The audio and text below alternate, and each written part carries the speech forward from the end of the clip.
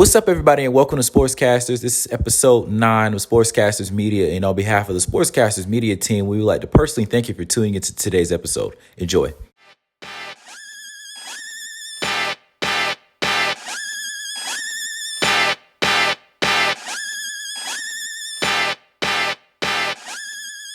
Tell us live. Yeah, I am the king of the E. Hey, get it like the DJ.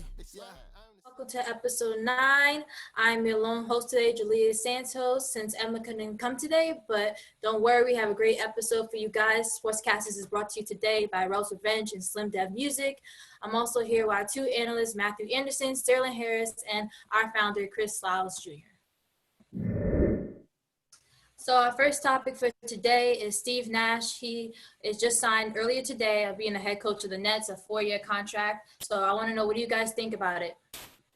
It seemed to me like a lot of people thought Ty Lue was going to get the job. It just turns out Ty Lue is finalizing the deal with the 76ers. But Steve Nash, from what I understand, he has a really good relationship with Kevin Durant. And he was a consultant with the Warriors. So I could see how it could happen. But the problem was that Ty Lue and Mark Jackson just seems like black coaches that seemed like they were more qualified for the opportunity. They didn't get it. So that's what I think most people thought was kind of problematic. And, I saw on First Take with Stephen A. Smith when he was talking about, props to him for getting it, this and that. And he was saying, all this other different stuff. But then he brought it back to race. And he was saying, it's a white privilege kind of thing because you have all these black coaches who are, more qualified than him. But because Steve Nash is who he is and because to a certain degree he's white, then that was why he was able to get the job. I agree to disagree with that. I agree with what he was trying to say. I just don't know if what he was trying to say would fit in what's going on right now. I feel like Steve Nash is, if he's not top 15, top 10 point guard all time, and for him to be able to get that coaching position, I feel like that is something that really does help with not only his overall basketball career, but it gives him something to look forward to with Kyrie and Kevin Durant on this as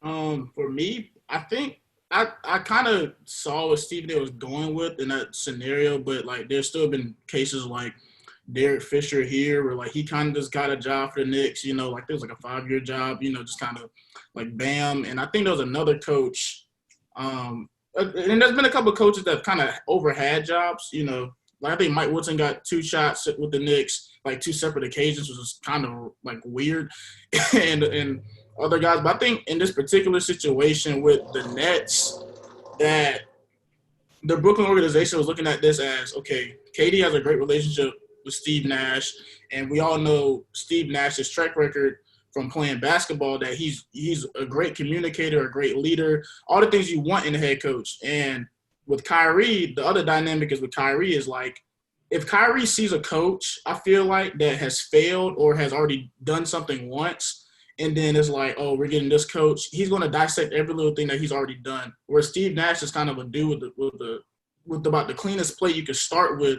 as a head coach, and he gives that validity for Kyrie to kind of settle down and just be more open to listen and take more instruction instead of being well, you're a coach here, but I know what you did over here, and I can't really. And you know how he gets in his head with the type of basketball he wants to play, and I think that's kind of more why they went that route too. Just have a clean, fresh plate that Kyrie can't already look at the old stains from, and just start off fresh, especially with this opportunity to have in the Eastern Conference. I mean, as much as I love Kyrie, I feel like another thing too. A lot of people may agree to disagree. But he is, over the past few years, ever since he left Cleveland, I feel like he's one of those guys where he is his own self-destruction. So he is the kind of guy where it's he's a phenomenal player. But as far as being on a team and trying to be that leader, and he tries so hard to be, it demoralizes the team, and he doesn't really realize it until it's too late. Happened with the Celtics, plain and simple. You had all that talent, and you couldn't find a way to not even win, but you couldn't bring your guys together as the point guard position is normally supposed to. So for Steve Nash to come in, I think that's also a good fit because you have that veteran point guard mindset, but you also have that mindset where he knows what it means. Going back to your point, Sterling, of what it takes to actually build a team, not even from an on the court standpoint, but what it means to actually rally guys together to get the W. A lot of big names going to be there in Brooklyn. At the start of next season, so that's definitely going to be a hot ticket, even just for the opener game. Everybody going to be trying to get down to Barclays Arena. Man, only thing about that Kyrie take, Chris, is I feel like yes, Kyrie had blame in Boston, but I think people overlooked the very first year in Boston, like when Gordon Hayward first broke his leg, and that Boston team was actually a very well running team that whole year, and then it got to the point to where people said, man, if Kyrie wasn't hurt during the playoffs, they might have beat LeBron's Cavs that year because that Cavs team was horrible. But, like, that Boston team in particular was very great. And then we know what happens the next year when that team played so well and then they started, I think, over or force-feeding Gordon Hayward on the court. That's when I think the conflict really started, and people don't really pay as much attention to the whole Gordon Hayward coming back and then over getting minutes, over people like Brown, who was already, pretty good, and Smart had a diminished role, and they barely was able to keep him there. And then we said Rozier and Marcus Morris still winning shots. So I don't like to put that whole Boston thing on Kyrie. I think a lot of other stuff played a role in that. Like I said, agree to disagree. I mean, I know a lot of people wouldn't agree with that. I mean, I'm a big Kyrie fan. I just feel like with Steve Nash coming into the Nets, I feel like that'll really give him that coach that he can actually look to and actually give him some guidance, because like LeBron, we can go on that topic later, like LeBron, they never really had guidance at that coaching level and the collegiate level other than Brad Stevens. Not taking away from Brad Stevens, I just think it'd be a whole different dynamic when you had somebody who actually laced up and actually played the game. I'm not sure if Brad played before, but I'm going to go with Steve Nash before I go with Brad anyway. So, yeah. When they look back at the history of the game, will they say that Kyrie was a better point guard than Steve Nash or no? When Kyrie is done? Yeah. Who they say is a better point guard? Steve Nash. Steve Nash. I got to give Nash. I love Kyrie. I love Kyrie, but I got to give Nash his props, man. That's the cold brother. Steve Nash, but if things go the way I think it could go in Brooklyn, and how pick and rolls with Steve Nash's, that's what you knew him for, his pick and roll play. Yeah. Kyrie's a bad boy off the dribble, but if he can learn how to navigate screens and pick up little tricks from Steve Nash, he's about as talented a point guard as there is. He could, if they win a couple championships, maybe surpass him. Yeah, he did hate Kobe, and that just happens to be Kyrie's. All right, so we're just going to flip it right over to the NFL season. So, starting back up, and there's been a lot going on as of, some last-minute trades, some last-minute, players opting out or, injuries and stuff like that. So what do you think is going to happen for the season as of, teams that are going to come out the blue, COVID affected and everything like that? Josh Gordon finally got signed? That man got a contract again? How many teams has he played with? With the Seahawks, again, they re-signed him. I think they still wait for him to be reinstated in the league or not. But, yeah, they re-signed him. So, Russell Wilson said, Yo, I don't want to put down no black man. You know how I am. But, dog, how many teams have you been with? Like, what is this, like his fourth, maybe fifth team has he been with? It literally goes to show you if you're talented, they'll keep signing you. Because they wouldn't sign anybody else this much if you weren't talented. Because you keep getting kicked out, you never finish a year. But are they going to do that same thing with Antonio Brown? Well, he ain't do nothing that Antonio Brown's done. Antonio Brown's been out here getting legit cases, like court cases. Josh Gordon just can't stop smoking. He just can't stay off the weed. That's about it for him. Stay off the weed. That's Josh Gordon only problem. I mean, now AB, of course, I think. Well, back to the season, I guess. I get this. I get the pickup for the Seahawks because it's low risk, high reward, depending on how many games he can play. because Josh Gordon's talent level is about as good as any top 10 receiver in the league. It's just, can he stay on the field? And I personally feel like Seattle's my Super Bowl favorite coming out of the NFC. They already made some great trades already in getting Jamal Adams to me, because they're trying to win now. It's obvious. Russell Wilson's the best quarterback in the game. And we got, their running attack is one of the most elite ones in the game. Their defense plays to the level of their competition, but they'll show up when they need to. And I think if you have Russell Wilson, they're winning. But some sleeper teams, to me, would be the Denver Broncos. Carolina Panthers. No. They'll be competitive. I think they'll actually give some teams a run, but they ain't winning nothing. But the direction's there. But I think some sleeper teams, the Denver Broncos. Watch out for the Indianapolis Colts, because they play a brand of football that really gives Not the face, Chris.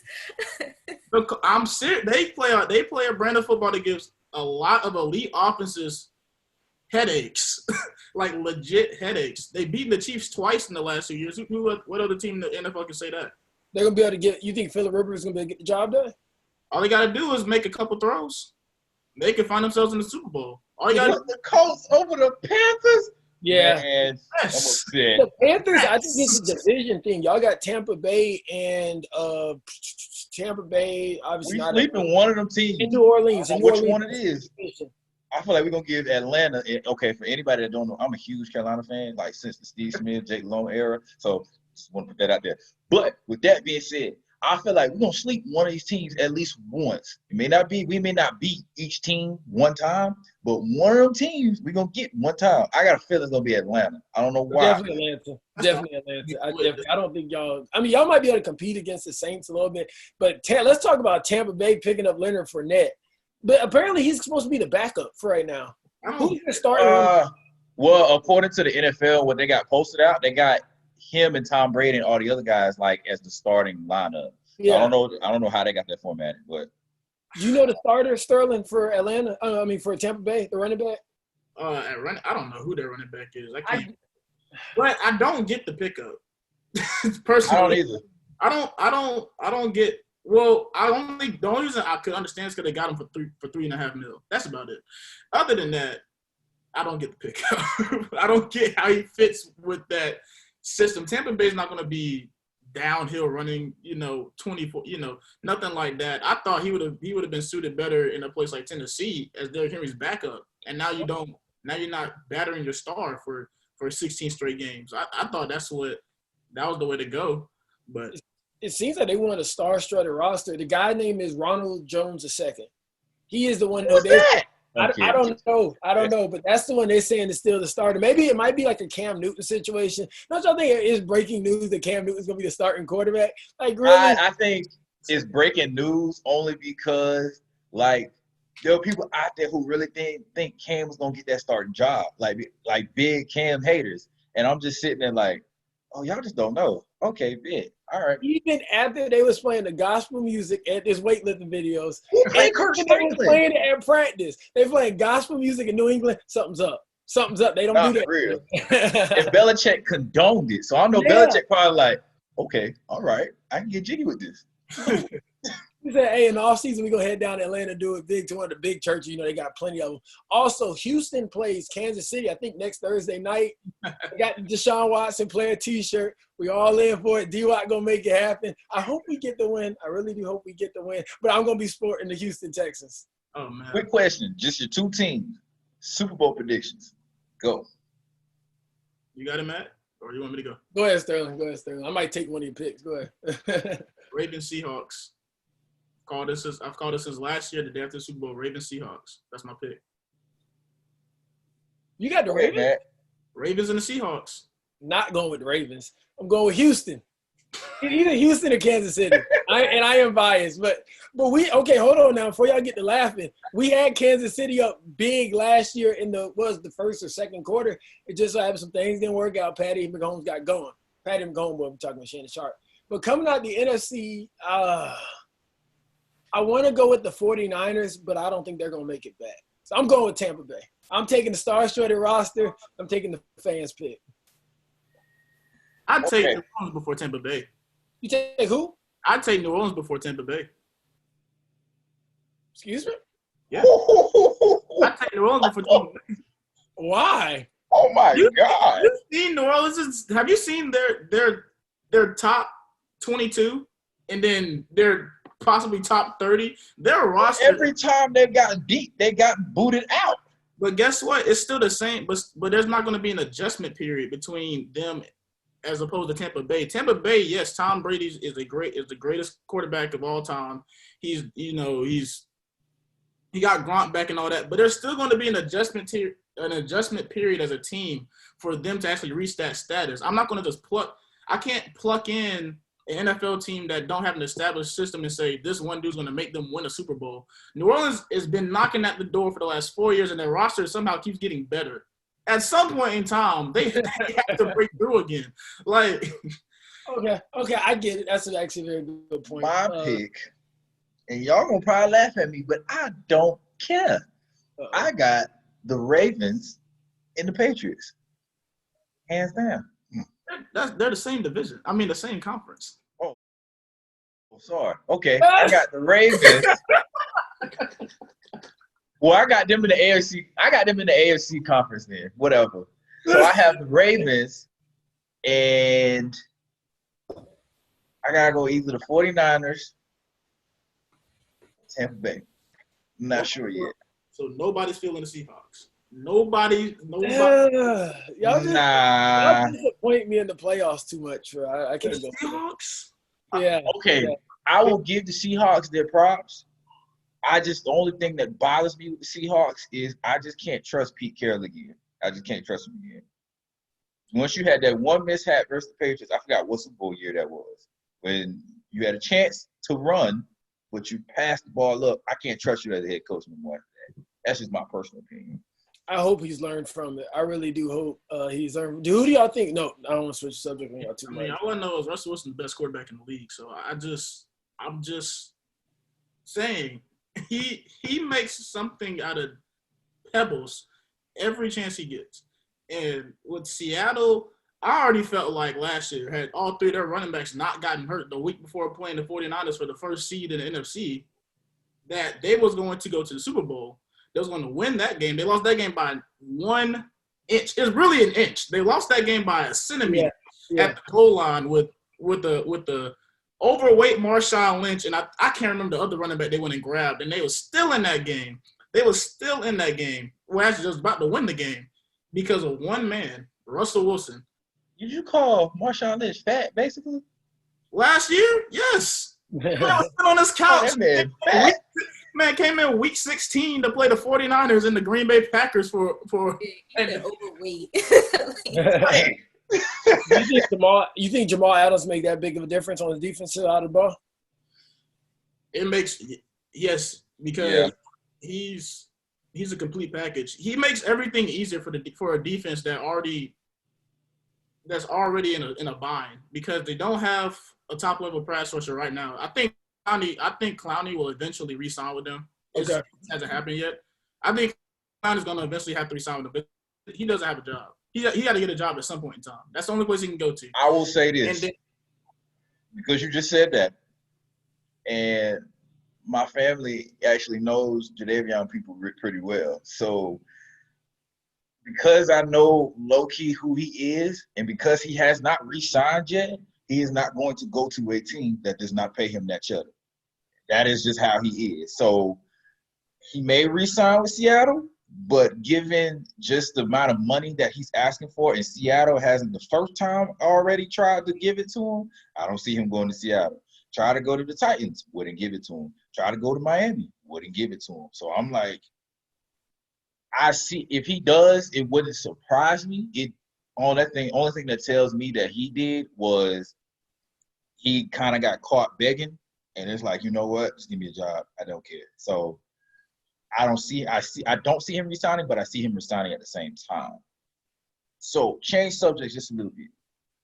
With COVID coming, still here, but you guys think that marching on. they should copy the NBA format as far as a bubble? And if so, how should they do that? Because I'm curious about how No, I was just going to say I don't think it's possible. It's too many players.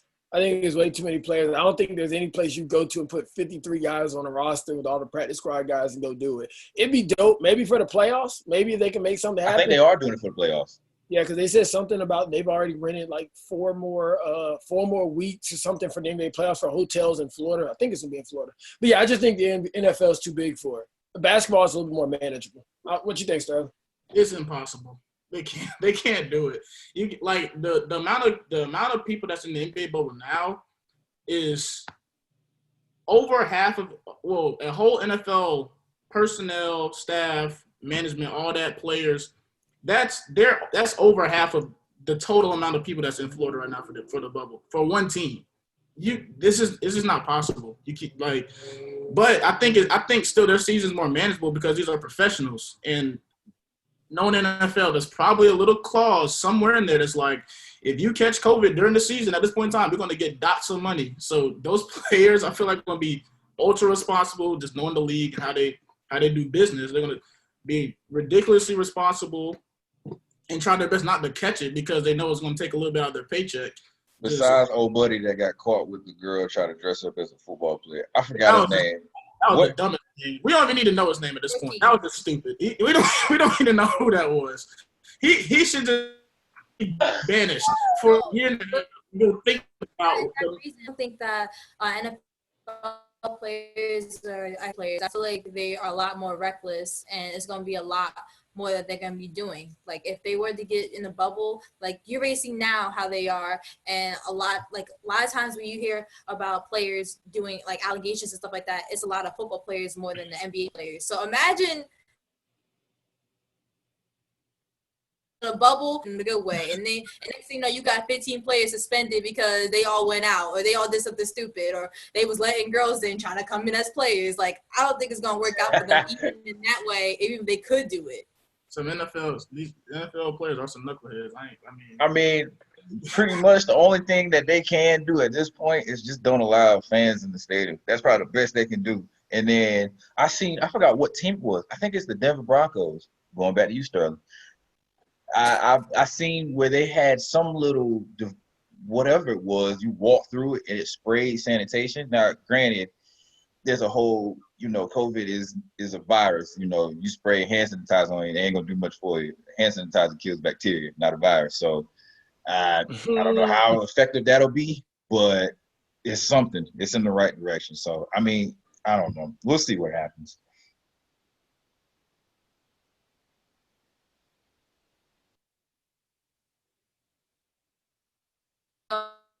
Round.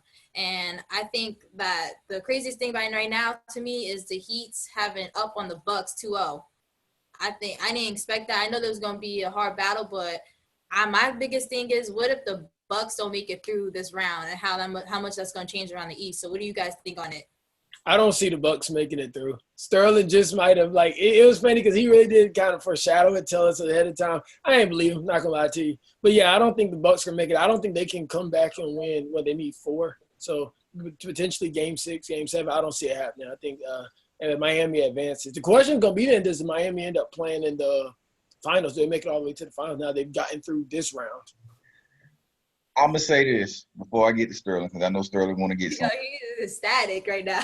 I will say this because I slept on the Heat, and I mean I said this a while. This is like episode 6 or 7. I was like, you know what? I got to give it Sterling. He called it. I will say this: if they make it to the Eastern Conference Finals, they will not surpass the Celtics. I will say that. The Celtics, that is a whole different team. They have I know Sterling preaches, having depth in the bench position. I think they got a little bit better depth than the Heat does. And I think that'll really bode well when it comes down to Game 7, potentially, because it will go to a Game 7 if it's the Heat and the Celtics. Only thing is, Jimmy got to go up against Jaylen Brown. And I'm not saying that to say Jaylen Brown is better than Jimmy, but those are two of the similar style players. So it's like Jimmy Butler is essentially going up against himself if he goes to the Eastern Conference Finals. Now, with that, you still got to guard Jason Tatum. You still got to guard Gordon Hayward. You still got to guard Kemba Walker. And I'm not saying Goran Dragic can't guard Kemba, But Kemba, that's a bad dude to be 6'1" and the way be able to move, he can move. So I'm like, all I'm saying, Sterling, I see y'all beating the Bucks. I see it. I don't see y'all getting past the Eastern Conference Finals now. You could change my mind, but I just don't see it. So I got one word only. Jimmy! Oh my God. Let's get started real quick with this. All right. So back to game 1. I've been trying to tell y'all this in the group chat for the last 2 months. When we was talking about Giannis and Jimmy Butler and how the Heat need Bradley Beal. They need another guy, or they're not star power heavy enough. And I said consistently, we're a basketball team that we get to the last 4 minutes of the game and we're closer to the Bucks. Jimmy is going to close the game because he's a human bucket. No robotics, a human bucket. So we get to game 1, and we know what happened the last 3 minutes. Jimmy launched about 2 3-pointers, had to fade away, was looking like Michael Jordan out there for the last 2 minutes of the game. Put up 40, right? And we beat Bucks by 10 points. That's a great win for us. Now, yesterday, I about had a heart attack because we tried to sell the game. Was up by 9 with 1:30 left, and just I don't know what we started doing. But bottom line, we deserved to win the game. Was the better team for 47 minutes, and it was because of these 3 things: perimeter defending, transition defense, and the Bucks' inability to knock down shots. The Bucks hit 7 3-pointers to our 14 yesterday.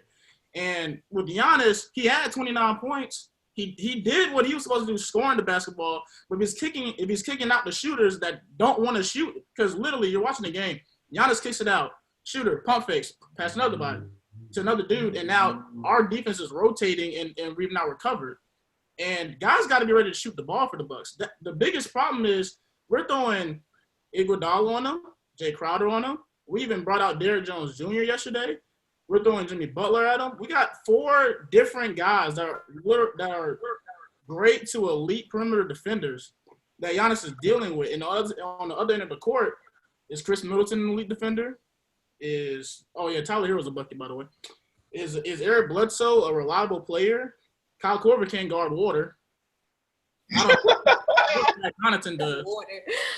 Rick Lopez is there as a rim protector, but we're shooting 3-pointers. So I do feel like – I don't want to jinx it, but I feel like getting that second win going up 2-0 is going to be hard. It's going to be hard for me to see us lose 4 games in a row at this point. I feel like that's the only thing that can kind of turn it. But back to your point about the Boston Celtics, I still don't think they're beating the Raptors. I don't care that the Raptors are down 2-0. They were down 2-0 last year. I believe in Nick Nurse as a head coach so much. I'm willing to bet they win game 3 tonight. They're going to win game 4 on, what's that going to be, Saturday? They're going to tie this thing up, and I'm going to be looking at game 5 as the pivotal game for that series. But let's assume the Celtics play the Heat. You brought up Jimmy Butler and Jaylen Brown. You brought up Kemba Walker, Goran Dragic, Jason Tatum. I don't know. So to combat Jason Tatum, like I said, we have 4 separate perimeter defenders that can literally go hassle him.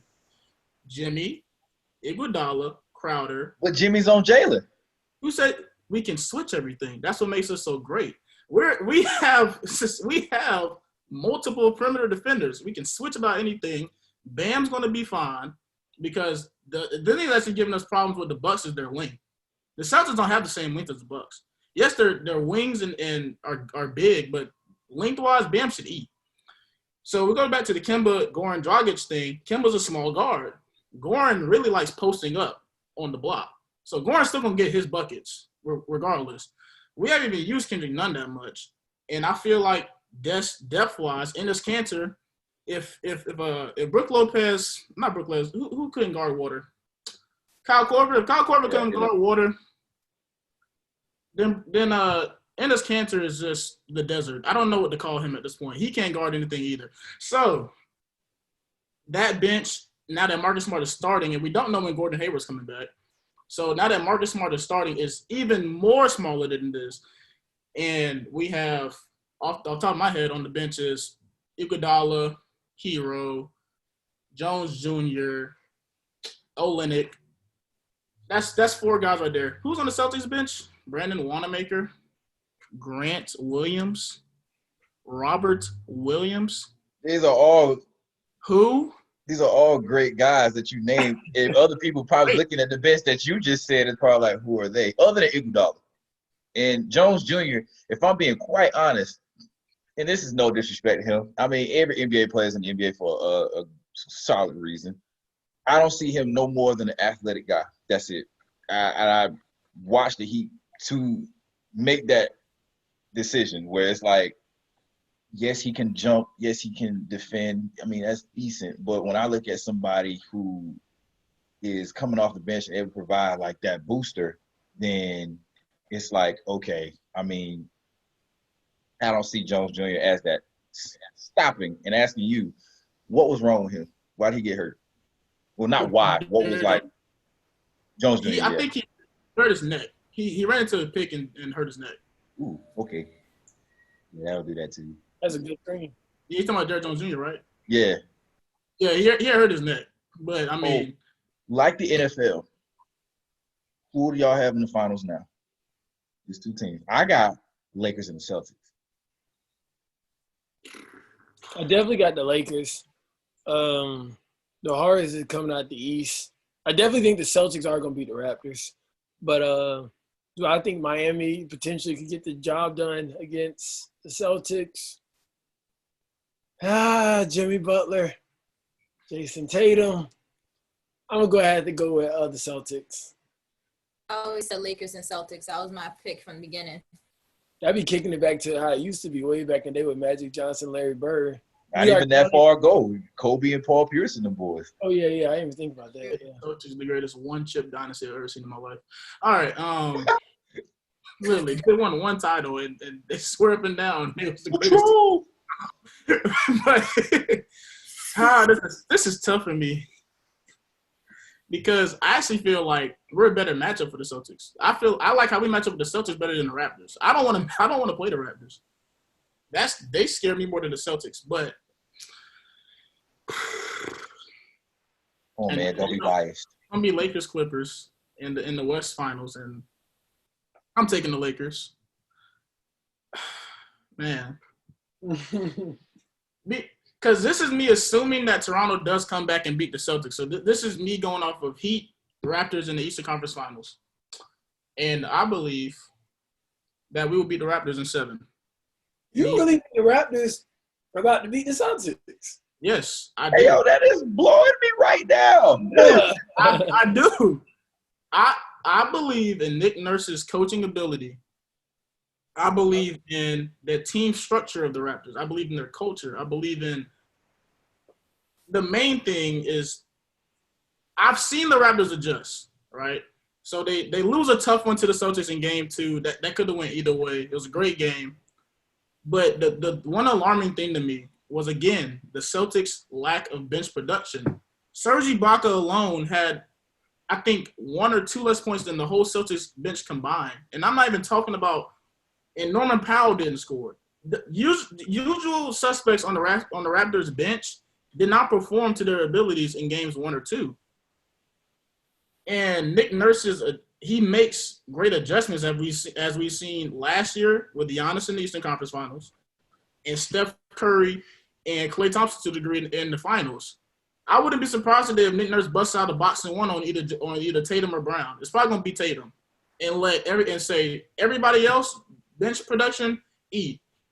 Marcus Smart hitting 5 threes in the 4th quarter. That's not happening again.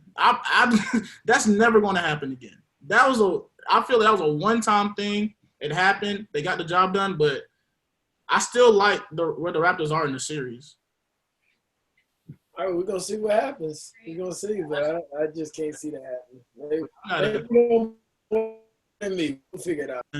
Wait, but hold up. So, Chris, what's your thoughts on Rockets and Thunder from last night, though? How'd you feel? Last night. How'd you feel about that? I mean, Chris Paul. You didn't I'm take the gonna just free say throw. this. I'm gonna keep it short. I'm gonna just say this. James Harden probably played the best defense he played on that one block. I'm gonna say that. He played what? He played what? He played the best defense on that one block. That's probably the first time I ever seen him play defense. So that's one. Two, I think the Thunder gave the Rockets a run for their money more than what people thought. A lot of people thought the Rockets were going to win it in 4. So then for the Thunder to even get it to a Game 7, and Chris Paul alone by himself, not take away from Alexander, but just because Chris Paul really does not have anybody other than Steven Adams. So with that being said, I mean, cool, Rockets got it, but they're not getting past the Lakers. So that's all I have to say for that. They're not beating the Lakers. But Hey, I mean, you think the Rockets would get a win or two out of it? in the Lakers series? Yeah. They may get one. May get one. Is Rondo back? He is planning to be back. He is actually, they had him either planned for this series or for if they make it to the conference finals, he'll be back then. I got you. So Man, I ain't gonna lie. I think Houston gonna mess around and turn around and do what OKC did to them. They're gonna mess around and get 3 games. They're gonna mess around. Like, look, Harden shot what last night? 2 for 15, 3 for 16 or something. Horrible. They still scored how many points? 104 points. I Say mean, that for the next episode. Say that, because I want to dive into that. But we on time. We on time. All right, guys, we gotta wrap it up for today, but you guys again, Sterling, Matt, and Chris, we're getting on today. And once again, SportsCasters is brought to you today by Rails Revenge and Slim Dev Music. Thank you guys for tuning in, and we'll see you next week for Double Digits episode 10. Tell us why. Yeah, I am the king of the E. Hey, get it through like the DJ. This podcast is brought to you by Official Slim Dev Music and Rails Revenge. Stay tuned next week for more on Sportscasters. Sports for everyone. See you soon.